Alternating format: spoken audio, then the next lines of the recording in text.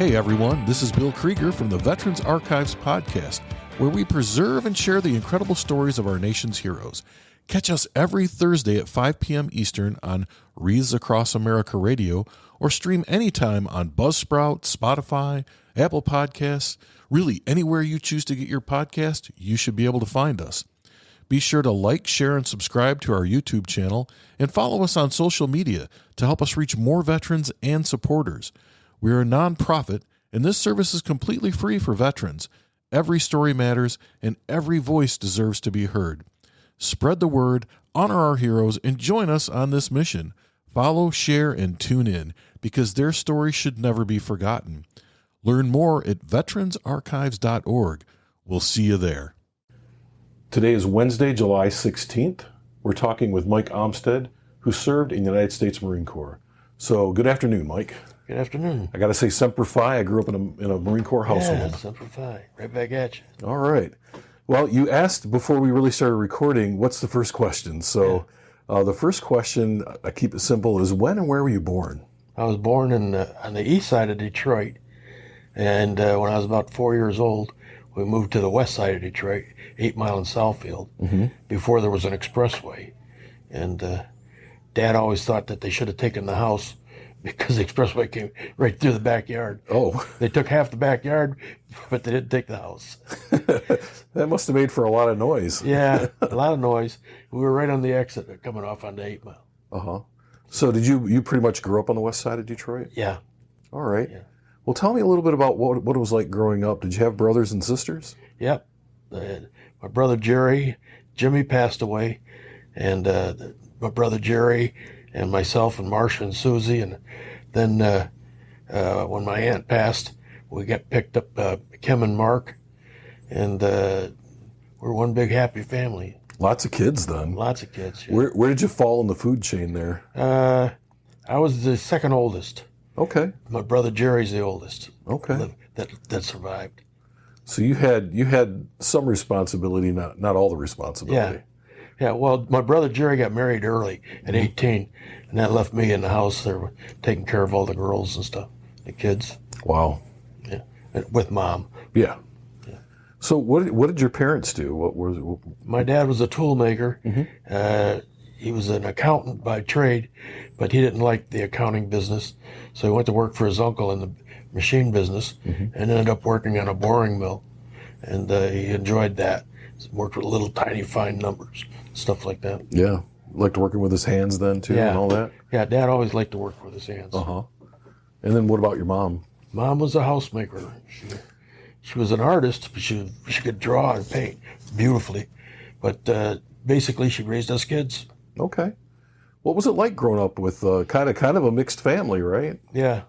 It was challenging at times, depressing at times, and a lot of fun at times. So, yeah.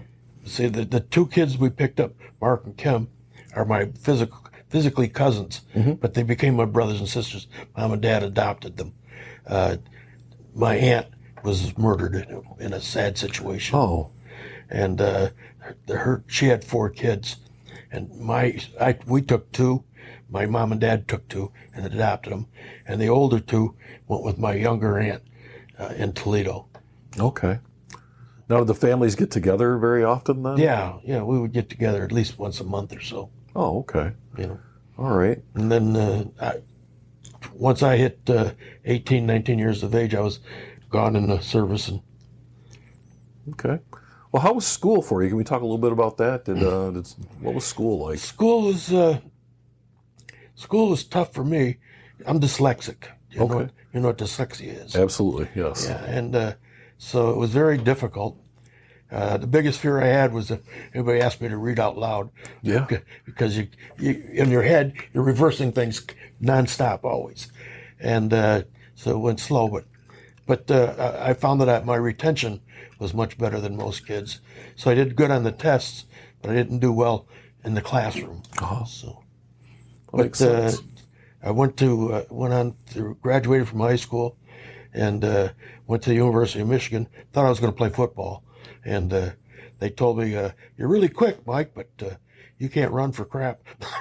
Oh, no. I says, oh, you better find something else to do. Well, my dad was a pilot in World War II. Oh, okay. And I couldn't get in the Air Force because I had bad eyes. But we had a neighbor, Nick Stingle, who was one of the original guys on Okinawa that put the flag up and all that jazz. Really? And he was a United States Marine.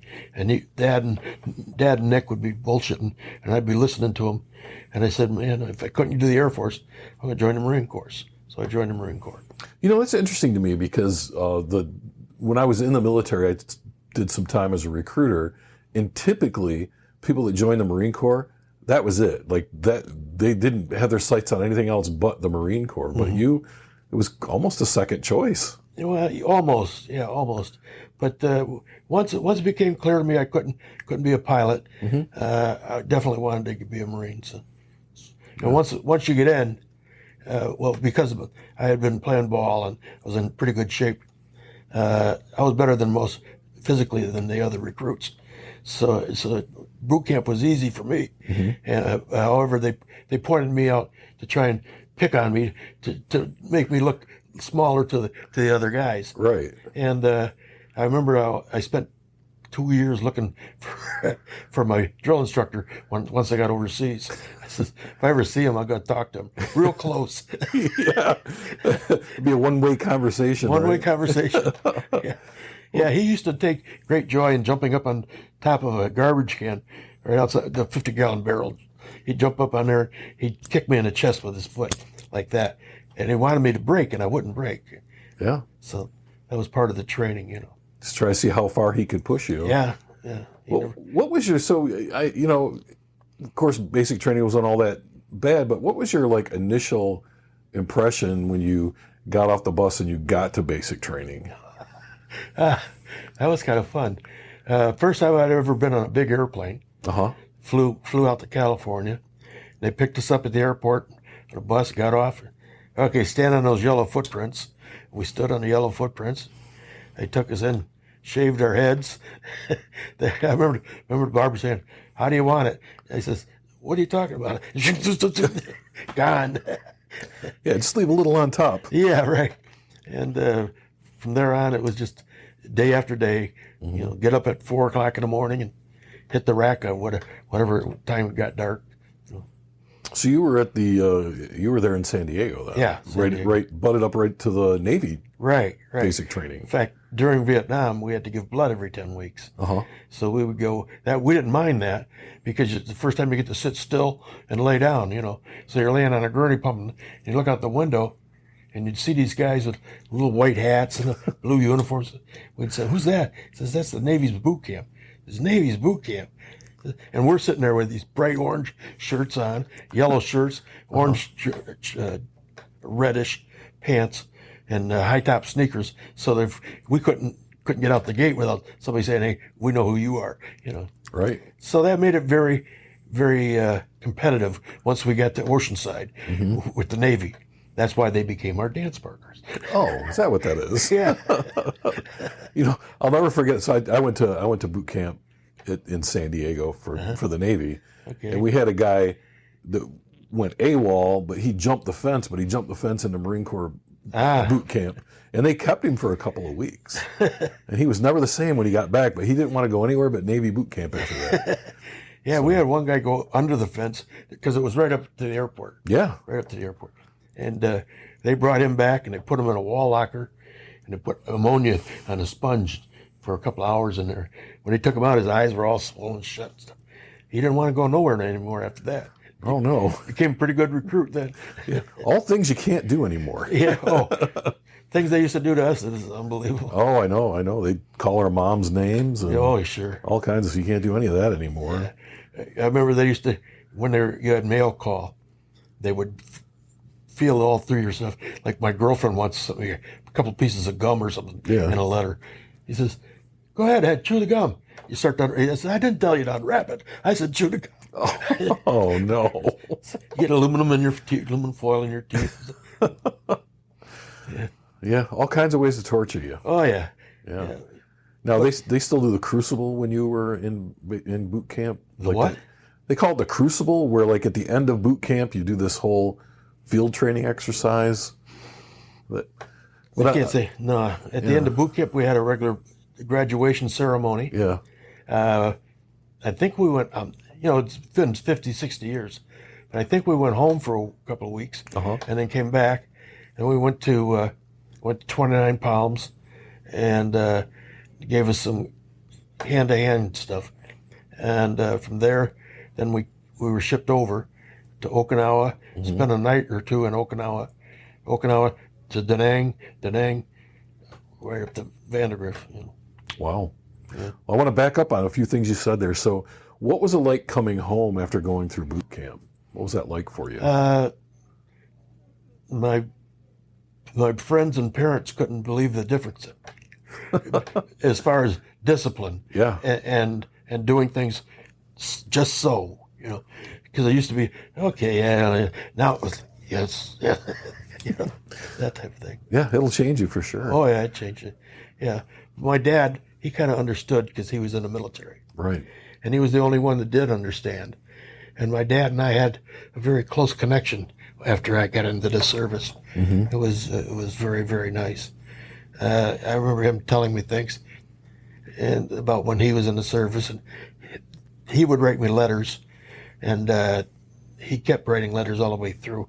Whereas, like, you can't ask an 18-year-old girl to stay with you for 2 years. No. So her letters kind of weaned off, and when I got home, I got the old Dear John in the airport. And the reason I got it in the airport is because my dad had told, please don't do that to him in the mail. Right. He might do something stupid over there. And I probably would have, Yeah, you're a kid. Yeah. You were just a kid. Yeah. So you come home, you go back. Now, I know everyone in the Marine Corps is infantry, right? But so was that your MOS or was that your job? My MOS was 2531 radio operator. Okay. Yeah. But everybody's a grunt in the Marine Corps, so you have to be trained at close combat stuff. And because I ended up working with recon anyhow, and after a while it kind of became my team, so to speak, because I was the longest surviving guy in the group. Really? Because you got a 7 or 8 man team, you lose a couple of guys, either get injured or they go all the way. Yeah. Type of thing. Yeah.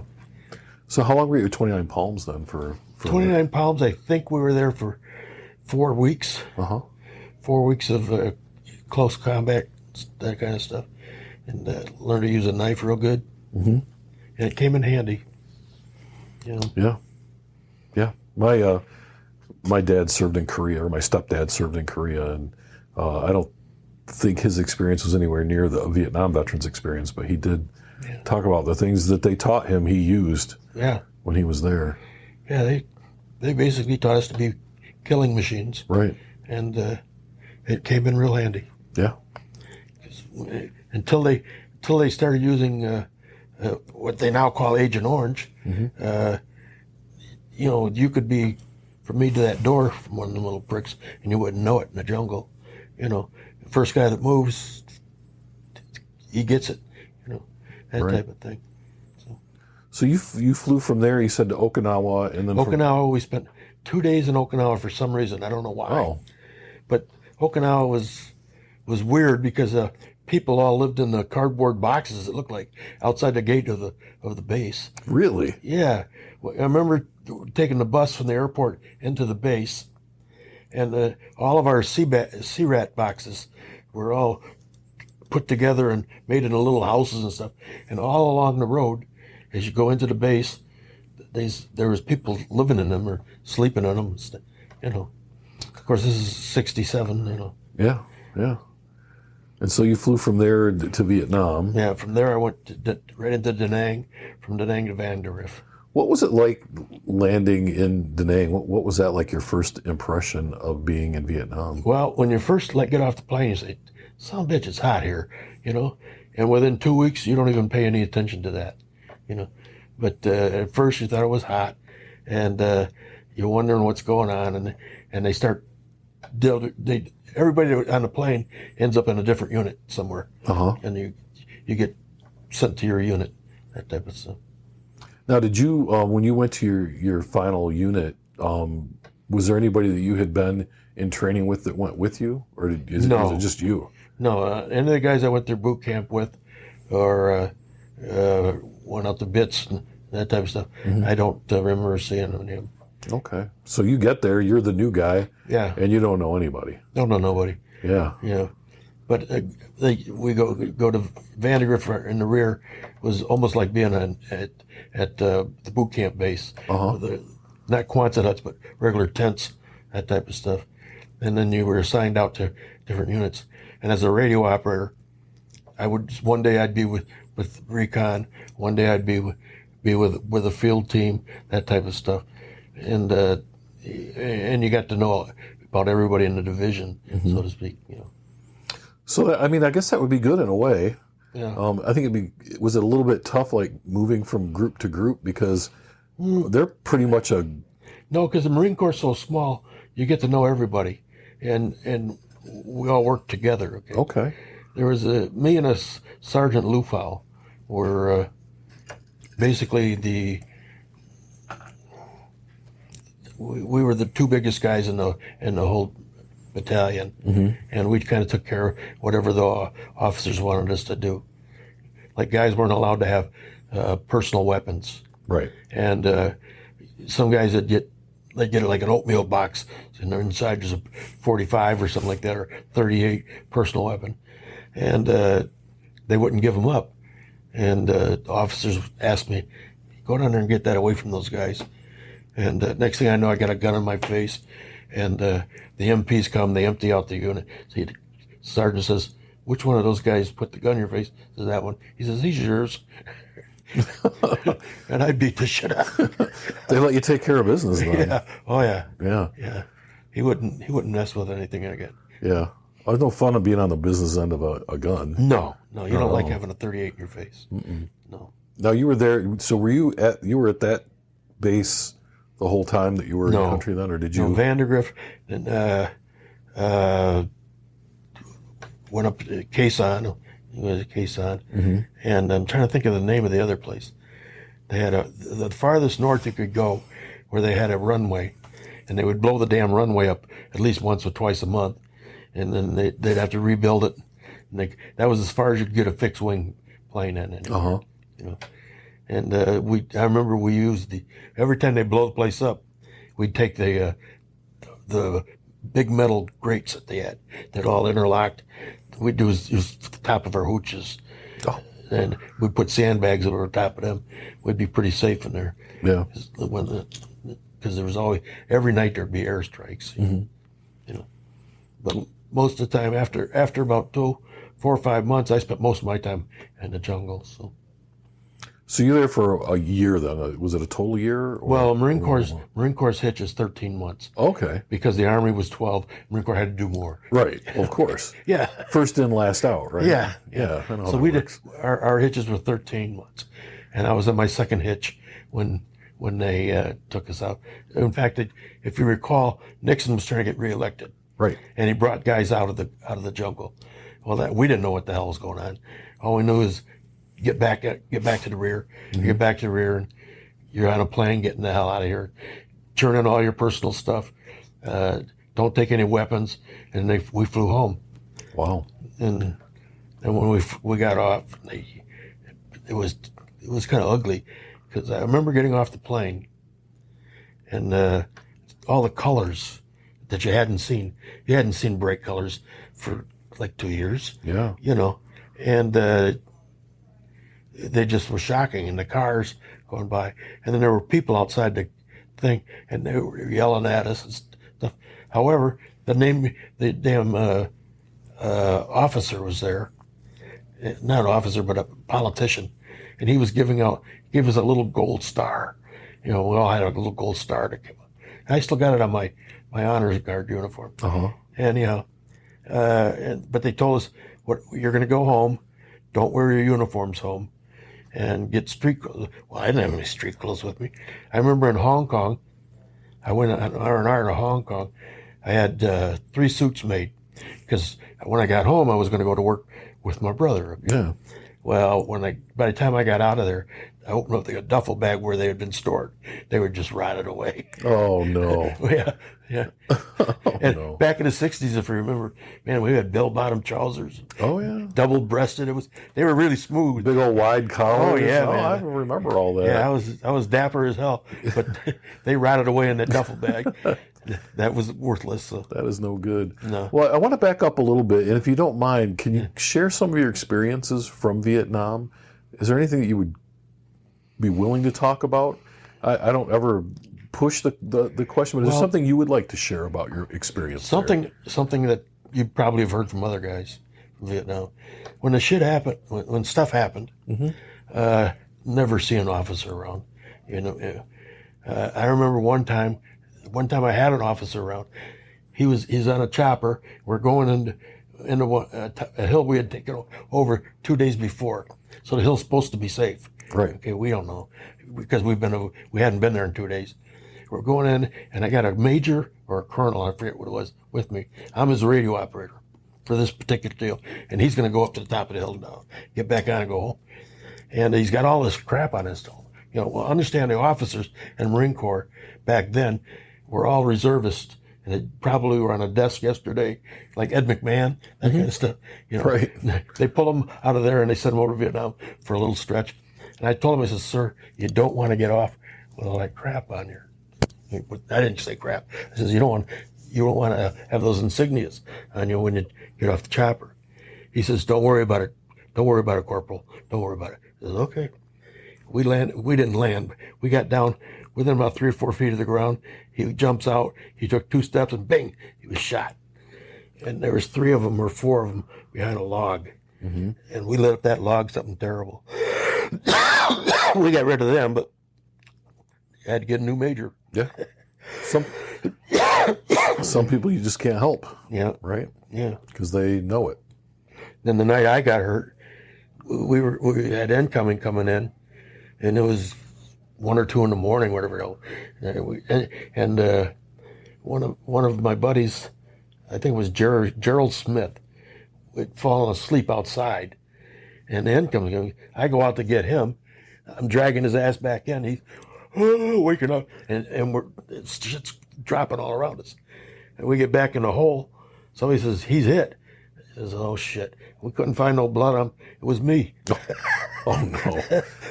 I got hit. And then they call a corpsman. Corpsman give me the poppers. Poppers are the greatest things since sliced bread. And they flew me back to Da Nang. From Da Nang, I went out to some ship. I was on a ship. I remember the gangplank. There was the hallways and all the way down. Mm-hmm. Body bags, the whole, like, I said, Jesus Christ, this is not the place for me. Right. Next thing I know, I think they sent me to Japan, and I was in a Japanese hospital, but with British nurses. And that's the biggest lie they tell you. They say if you get hurt, you get to go home. Bullshit. It's all about your R&R. It's all about your MOS. Yeah. If you're a straight grunt, maybe you get to go home. But they needed radio operators, so I had to go back, and I went back. So they patched you up, and you. Yeah. So they patched up and sent you back. But so what was your injury? What had happened? I had gotten shrapnel down through the groin here, and apparently I got a little ding in the back. I thought was a ding, and the corpsman just patched that up. But they were concerned about this, and they patched me up down there. And I think they did surgery. I'm not real clear because it was like in and out. Oh yeah. And it all happened I was just out crawling on the ground to drag Smitty back into the hole. That's it. But mortars, they go out like this. The concussion and stuff. So that was that. Did you get used to it? Like, I found I got used to a lot of stuff in combat. Oh, absolutely. And when you first get there, you're not used to it. No. For sure. But somehow it just becomes how it is. It's like the heat and it rains half the year. I don't remember it raining, but it did. Mm-hmm. I don't remember the heat because we didn't pay any attention to the damn heat. Right. After a while, But the guys, Smitty and John, you become really tight. Mm-hmm. The group, once you get a group that you work with on a regular basis, you become real tight. Yeah, I mean, it really does become a brotherhood, right? Oh yeah. Well, that's what this place here, this post has saved my life. I got PTSD, and I have a service dog, and I'm allowed to bring my service dog in here, but I have a new one now because my other one passed, and she's in training. So anyhow, if it weren't for these guys, it's unbelievable. Your life is like it starts all over in the military. You got your life before the military, you got your life after the military, but everything goes back to the military, and then it goes back out as far as what you're thinking about, how you operate, what you might do, what you think you're looking at, that kind of thing. Yeah. It changes you, right? I mean, yeah. Not only do you grow up, but you become a different person. Oh, absolutely. I'll never be the person I was before I went into service. So. Well, and I think to some extent too, you're never the same person when you come home from combat either. No. The people that left with me are not the same people that came back. We were all changed by it. When I came back, I didn't talk to anybody about anything. I think it took about 10 years. My wife, I got married to the first thing in skirts when I came home because I got Dear John. Right. And that lasted about 3 or 4 years. And we separated, and I met my wife, Linda, again, because Linda and I went to school together as kids, went to kindergarten together and the whole thing. So, and then we got married, and we've been married now 49 years or something like that. Wow. But I never said anything to anybody, and Linda made me go get some help. Yeah. And I saw a couple of therapists. In fact, there's one of Sharon that worked out of this club here, is down in Florida now, and we see her when we go down there. She got married, and we went to her wedding and stuff like that. So anyhow, so to back up a little bit, so they patched you up, they send you back. How much longer did you stay then once you went back into Vietnam? I think that was like midsummer. Okay. And they drug us out of there in between Christmas and New Year's of 1969-70. Okay. And that's when we came home. She came home and got your gold star. Yeah. And yeah. So you didn't have a suit to go to work in. So you came back to Detroit then after you returned? Yeah. Okay. Yeah, I came back to Detroit, and I remember because at this point I didn't know about the girl I thought I was engaged to. Her name was Mary, and I remember calling her from someplace overseas. I think we must have stopped to fuel the plane, like in Okinawa or something like that. Yeah. I'm not sure where it was, but I called her and I said, "Meet me at the airport, all alone. We'll go someplace." And then the next thing I know, I get back to Detroit. I get off the plane. I'm expecting nobody there but her, and there's every person I ever knew in my life, and all the way in the back of the group, there's Mary. I says, something's wrong here. Right, something's up. Yeah. Hi, Mom. Hi, Dad. Hugging and kissing and all the jazz. And I get back to her, and she says, we got to talk. I says, oh, shit, I know what this means. Right. Yeah. And like I told you earlier, you cannot ask an 18-year-old girl to wait 2 years for a guy. You know? I mean, we were madly in love when I left, but that didn't last. Rarely does it last, that's for sure. And then in that first 10-year period, I was all screwed up in the head anyhow. Yeah. And for some crazy ass reason, I went over to find out who the hell she's seeing. And she's got this new boyfriend, and his car's parked outside her parents' house. And it's like 11 o'clock at night. I destroyed his fucking car. I don't know. I just busted all the windows and everything. And I sat there and waited for him to come out. He wouldn't come out. No. And they wouldn't call the police. They didn't call the police or nothing. I finally just left. And that was my kiss goodbye to those two idiots. Right? Probably if you had it to do all over again, you might not. I wouldn't have done that. But, Yeah. But when I came home, for the first 10 years, that's got to be destroyed, or else it goes my way. That's it. There's only two avenues. Right. You're done, or you're me. And that makes you hard to live with. Oh, very, Yeah. very hard to live. So how did you meet your first wife? The guys that were my buddies, my high school buddies, set me up on a blind date about 2 weeks after I got home, and we went out and we went to a dance place. We danced, and she liked dancing, and so we had a good time. And about a week or two later, we had done our thing together, and I asked her, I says, well, why don't we just get married? She says, okay. And so we got married, and I went to work for with my brother. My brother worked for the AFL-CIO, and I became an agent for the AFL-CIO, a local union, 876. And I came home, and she was a smoker, and I didn't like smoking cigarettes at all. If you smoke cigarettes in Vietnam, you're just a target, that little glow.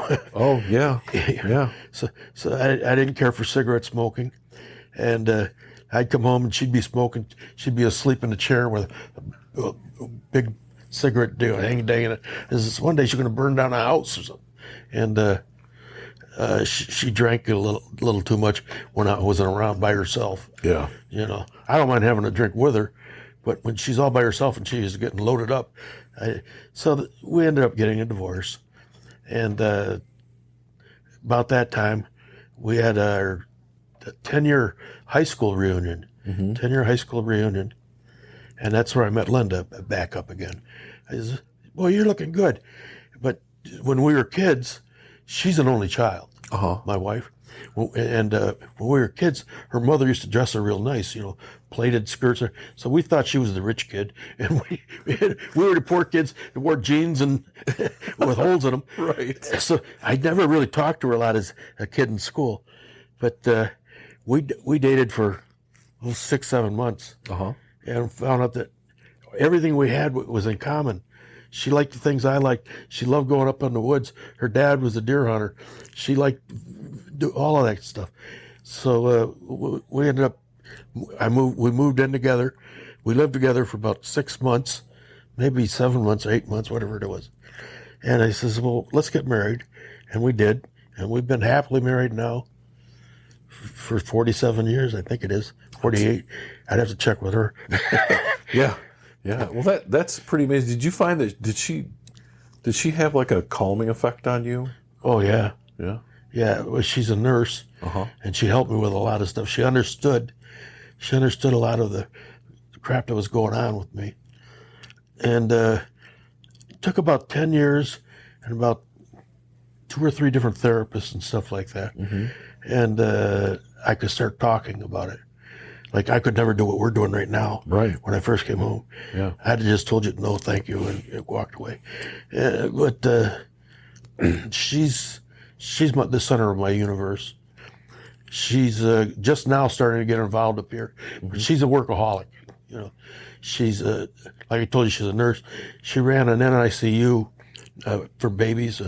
For 15 years, and she worked in a cancer unit. She didn't like cancer units because everybody ended up checking out the wrong way. Right.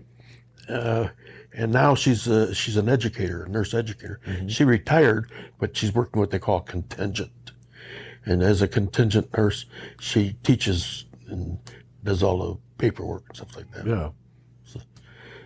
And we're happy together. And today I got to put her on an airplane. She's going to New York. Oh, what's she going to New York for? My granddaughter is some sort of competition or something, and she's going to go with my daughter and to New York, and they're going to putz around in a little. Nice. Yeah. Nice. So you got married. Yeah. And it sounds like you had children or one child or... When I got married, Linda had one son. Okay. She had gone through a divorce. My father-in-law owned his own business. Mm-hmm. And one of the guys that worked for him and my wife now, when I was married the first time, they were together. They got married and had a boy, Tim. Well, he just disappeared, and he quit working for my father-in-law. And they got divorced, and I adopted Tim, and he was only, and now he's 50-some years old. Yeah. But so we went through absolute hell trying to have children because of the injury I had, and we finally through all kinds of embarrassing stuff with sperm banks and all that crap. Oh yeah. Yeah. Anyhow, we had one daughter. I got a daughter and a son. Uh-huh. I got one of each because I don't make a third variety. I don't have it. So, but I'm proud of my kids. Neither one of them have ever been arrested. They both got a good education. One's got a master's degree. The other one's owned their own business and works for the school where my kids go to school now. And she's going to open up her business again, I think, once the kids are out of school or into college and out of the house. So, well, that's pretty amazing. Yeah, it is. That's a success story. Yeah, well, you always want your kids to do better than you. Right. And both of mine have. And my son, he's the one with a master's degree, he's a classic. He's a school teacher. And the guy when I remember him as a teenager, he couldn't balance a checkbook. He didn't know. And I'm pretty good at numbers because of the dyslexia. So he had real problems with numbers. And I don't know how he made it through all the schooling that he did go through. But he did. Mm-hmm. And he's a language arts teacher. He speaks German as well as he speaks English. And I guess not too far off, he'll probably end up being a school principal up there in Carroll. He's in Carroll. Okay. So you were working for the AFL-CIO when you got married the second time? I was both first and second. Okay, and so is that where you worked? Yeah. Tell me about your career. Okay, before I went into service, when I was going to school. Let's take a quick break. Hey, listeners, we need your help to keep the Veterans Archives podcast going. We're a nonprofit dedicated to preserving the stories of our nation's heroes, and we provide this service completely free to veterans. Your support helps us record, share, and archive these incredible stories so future generations never forget the sacrifices made for our freedom.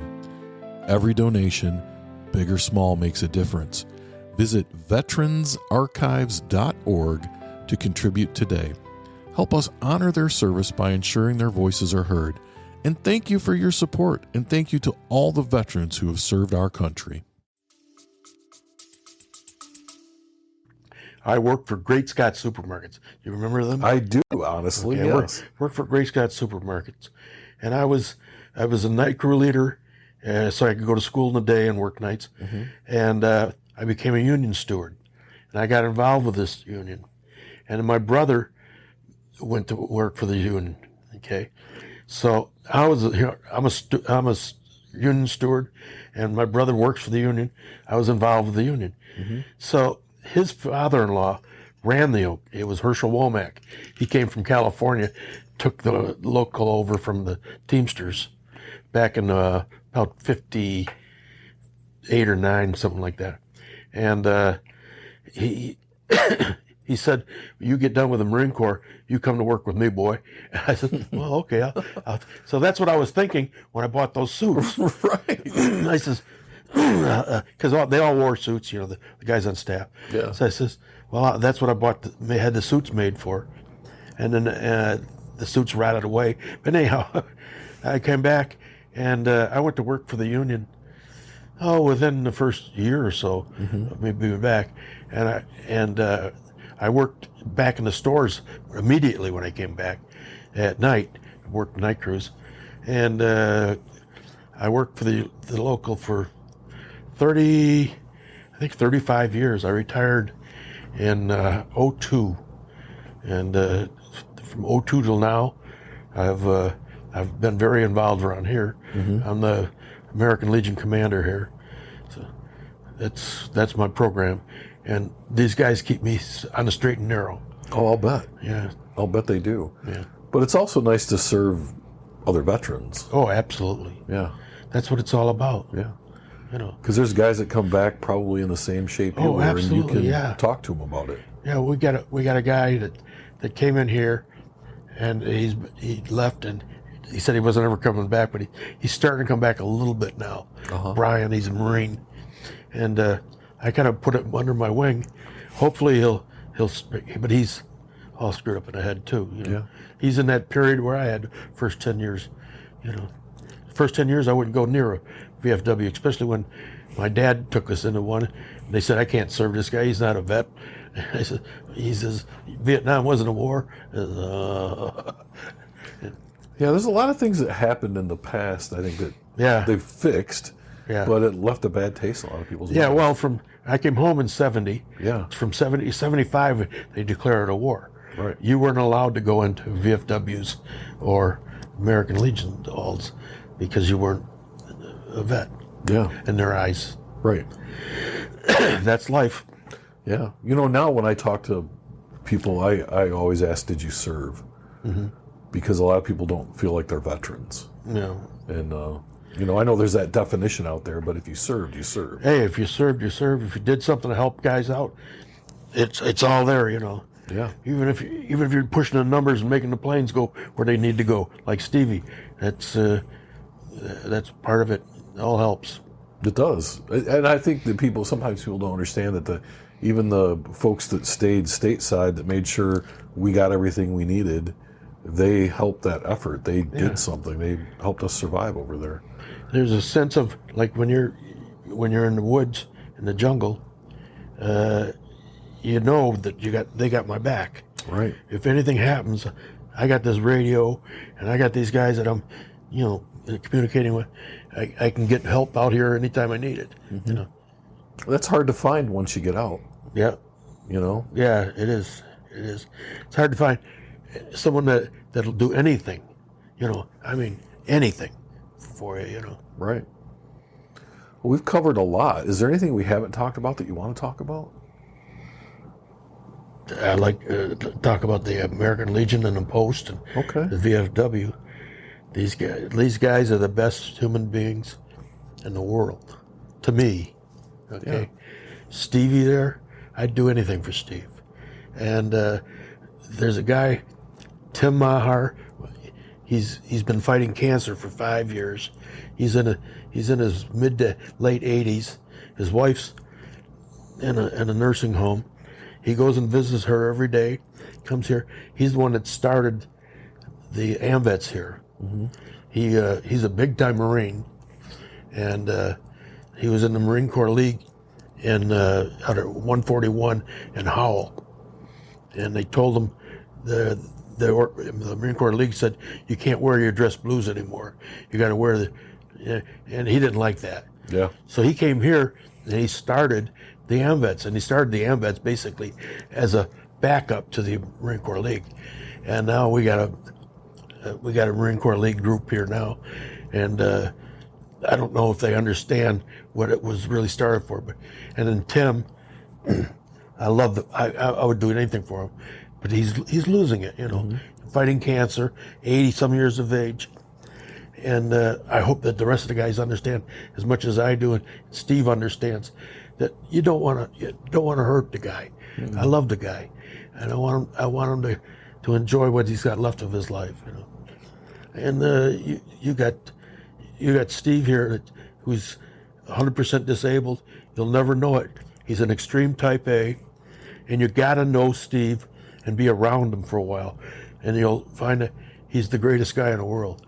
I loved the dude. When he first came here, he was so active.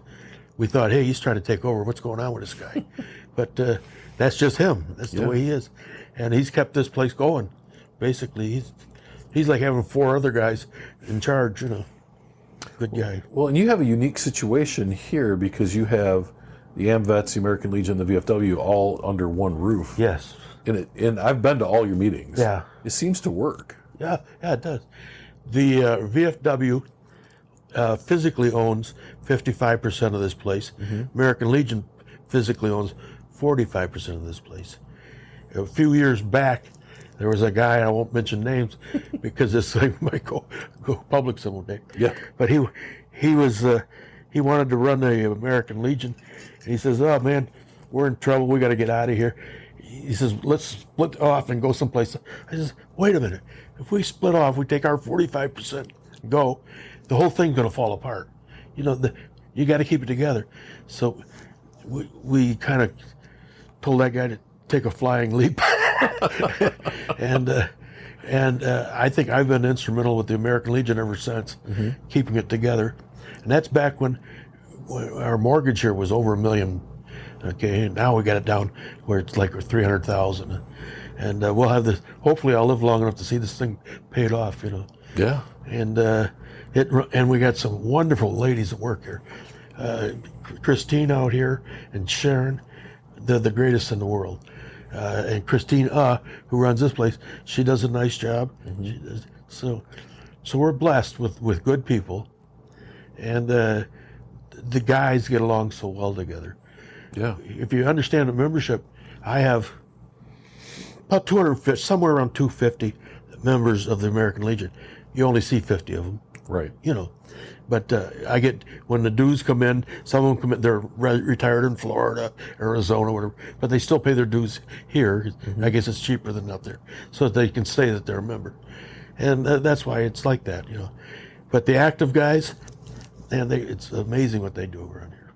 Oh, yeah. You know, I used to be more physically involved, and then when I got COVID, for me to walk across the parking lot, I'm out of breath. So, but and they understand that, and they work with me about it.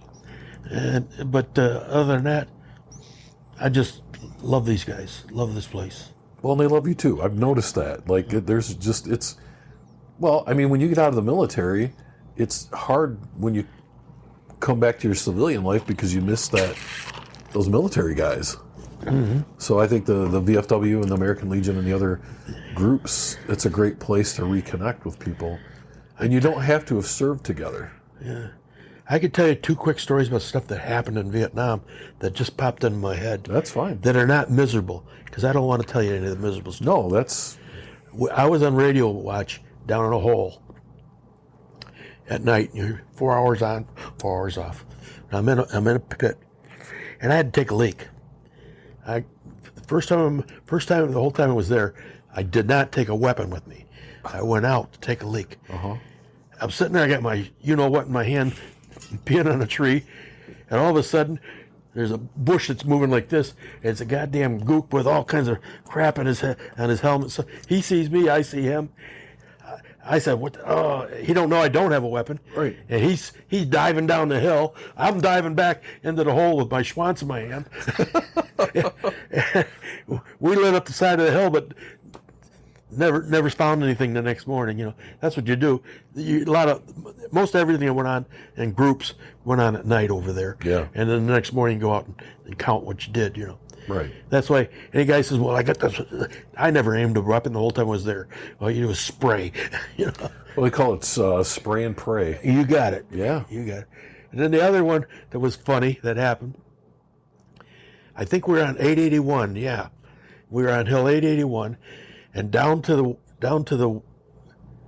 the east of us, down the bottom of the hill, there was a river, and it had ponded up. And there's a beautiful little pond down there. And about 7 or 8 of us went down there skinny dipping. And we left the guy up on the hill. And we're screwing around in the water, whatever we're doing. And the guy up on the hill that was the guard, you know, we have to have, he starts laughing his ass off.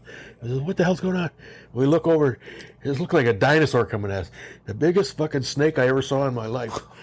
We said, "Shoot it, we're screwed, shoot it." And he's laughing. He waited till it was from me to you.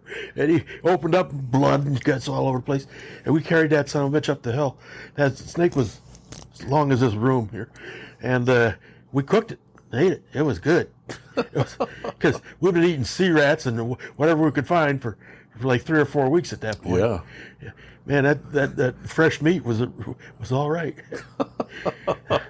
That was one of the things that sticks in my head. That and peeing on a gook. Jeez. That poor guy was probably peeing on a tree too. Yeah, he probably was too. Right? Yeah, he was snooping and pooping, I'll tell you that much. Yeah, if he'd have come closer, he might have thrown a grenade down our hole, but I scared him away without even a weapon. That's something. Yeah. You're not a small guy though, so Yeah. So that's about all I got to tell you right now. All right. Well, I got one last question for you. Sure. Ask everyone the same question. So when people are listening to this story down the road and you and I aren't here anymore, what would you like to leave people with? What piece of advice would you like to give people?